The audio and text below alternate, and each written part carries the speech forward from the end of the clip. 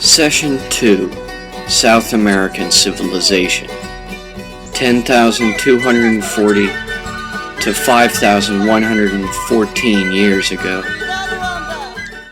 Just as from the Middle East, the Hebrew Bible records the story of creation of the cosmos, the creation of humans, and so forth in Genesis, so too does the Popol Vuh, the South and Mesoamerican equivalent literary collection of mythology. We can enter historical records of civilization in this region at approximately the same time as we can see earliest civilizations begin in the Middle East as well, some 10,500 to 7,000 years before now. However, besides the myths describing the historical archetypal characters in the narrative storyline intertwining the various epoch events, from the period prior to the earliest recorded history when the Popol Vuh was first written down, we have many fossil and stone artifacts describing several distinct cultural phases in the civilization of the South American continent. The Popol Vuh record begins after the world flood, in the modern era, but before that, besides the relics that remain, the Popol Vuh's content is merely conjecture. We begin with the earliest known signs of civilization in South America, in the modern nation of Peru. Here we see, from a distance of several hundred feet above the ground, one of the massive Nazca lines, designed by assorting colored pebbles that stretch for hundreds of miles across the dry, windless desert. Some of these monumental geoglyphs take on configurations of unilinear illustrations in the style of primitive petroglyphs, like a zodiac of pre-alphabetic hieroglyphics. This single consecutive outline of a figure seems to show a monkey with a tail that becomes a spiral mirabilis several hundred feet in diameter. Again, seen from a height of several miles above ground, we can look down at this vast geoglyph traced in the desert stones, a unilinear silhouette of two hands, one with 5 fingers, the other with only 4. Hundreds of these types of geoglyphs are etched into the sand across hundreds of miles of the Nazca Plain. They depict all sorts of animal shapes as well as some rudimentary geometric figures, such as the line, the spiral, etc.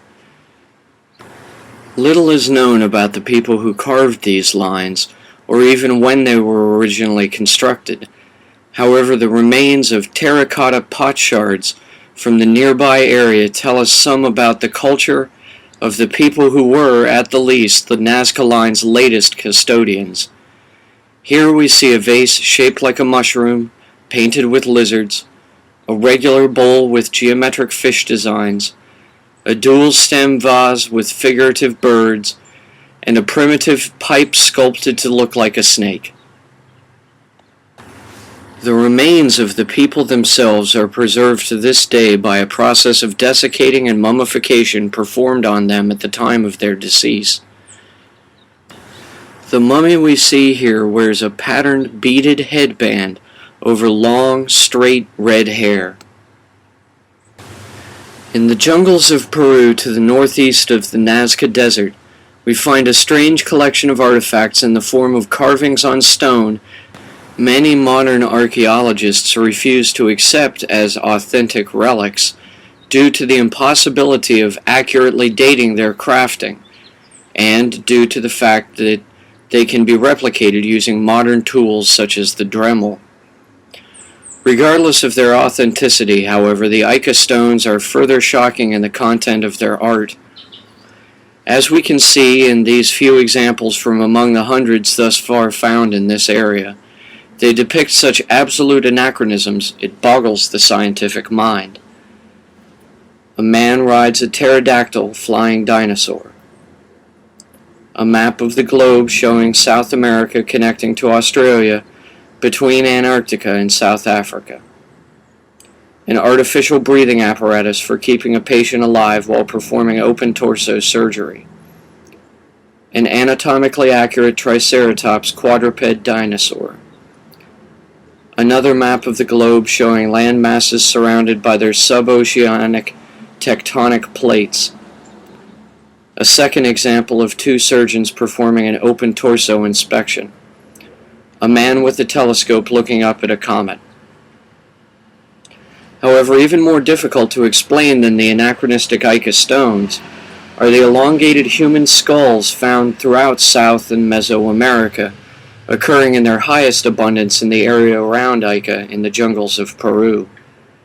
Because there is no evidence in most of these of trephination, the surgical removal of a portion of the skull bones when young that expands the size of the cranial cavity with age, it is still widely believed by anthropologists this deformation was accomplished by tightly tying short wooden boards around the skull from a young age.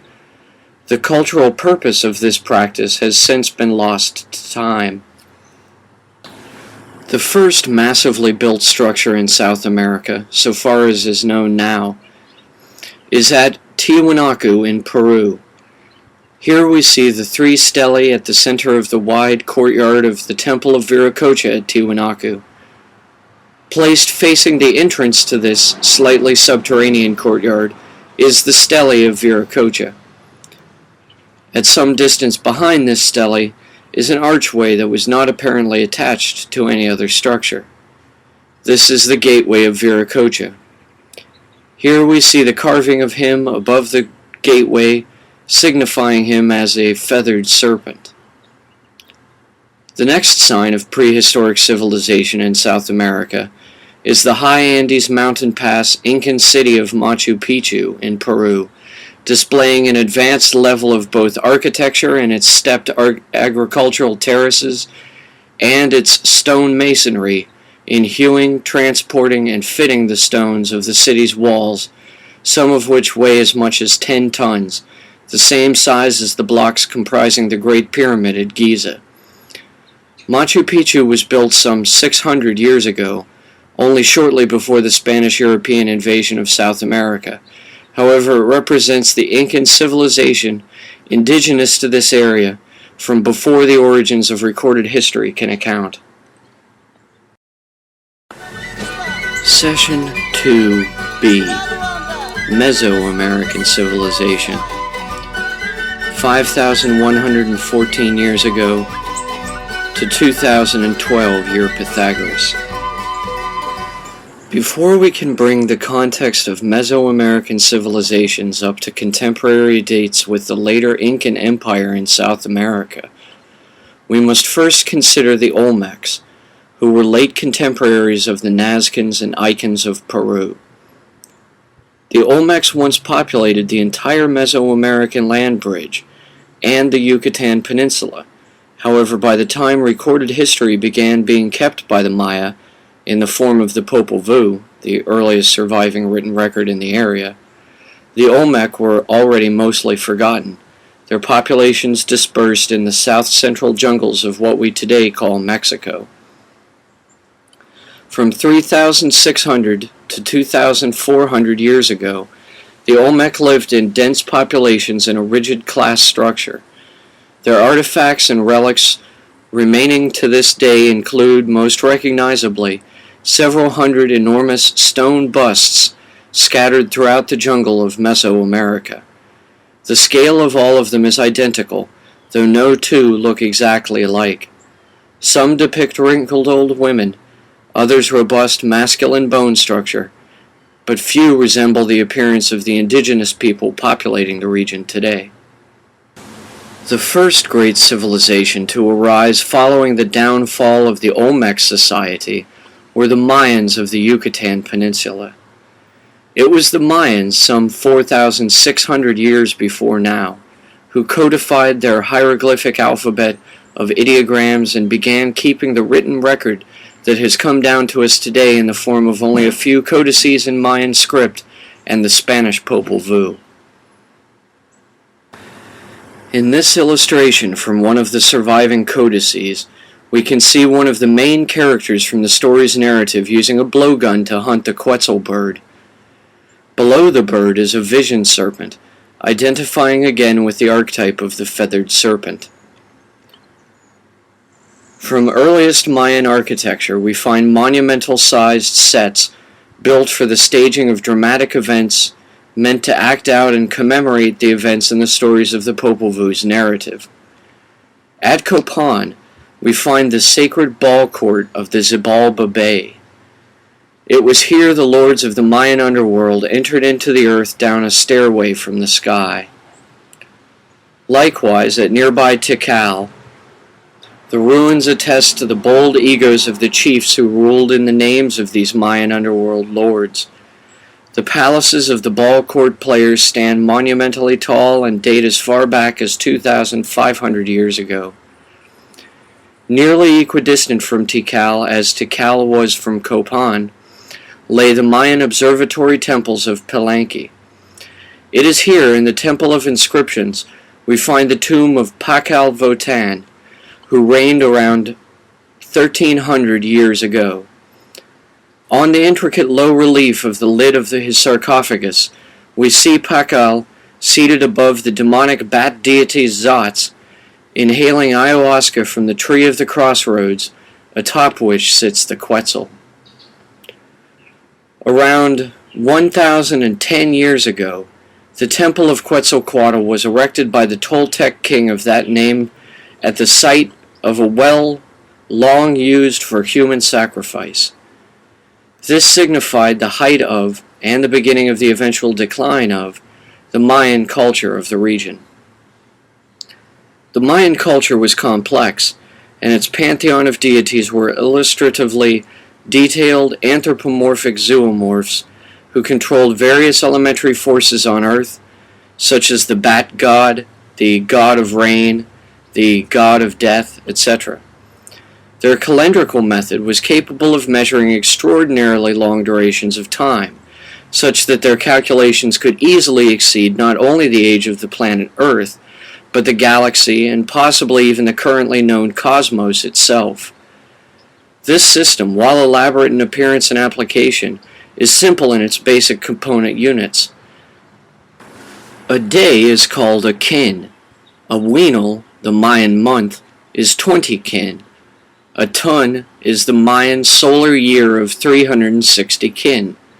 A katun is the square of a ton. A baktun, the square of the katun, and so forth on unendingly. Each wenal in a ton has its own glyph name, and each kin in a wenal has its own unique glyph name. Thus, there are 18 wenals in a ton, with an extra 7 Zamakaba Kim days, or unlucky Kim. The method of calculating any given day's relation to any other day, regardless of how far apart they may be on a calendar, was thus a simple string of numbers of which kin, of which wenal, of which ton, of which katun, of which baktun, and so on unendingly. The 19 Mayan months in a solar year work as a cogged gear in this calendar system's machinery. The 13 days of a Mayan week, the 20 days of the Mayan month, the 19 months of the Mayan year, and so forth, all combine to form the overall Mayan calendrical model. The less sophisticated, though more popularly understood, calendrical model that followed immediately from the decline and fall of the Mayan culture was Aztec. The Aztec calendar stone depicts the 20 days of the month around the 4 seasonal epochs, with the face of Tezcatlipoca standing for the 5th sun in the center. While highly symbolic, this arrangement does not function as a calendrical mechanism. 675 years ago, the Aztecs established the Triple Alliance between the cities of Tenochtitlan, Teotihuacan, and Tlacopan by settling on Lake Texcoco and founding what has since become Mexico City. The pyramids of the Sun and Moon and the Temple of Quetzalcoatl along the Avenue of the Dead in Teotihuacan are constructed to align with 3 stars in the constellation we call now Orion. The Great Pyramids in Giza, Egypt, built some 3,885 years before, are likewise aligned.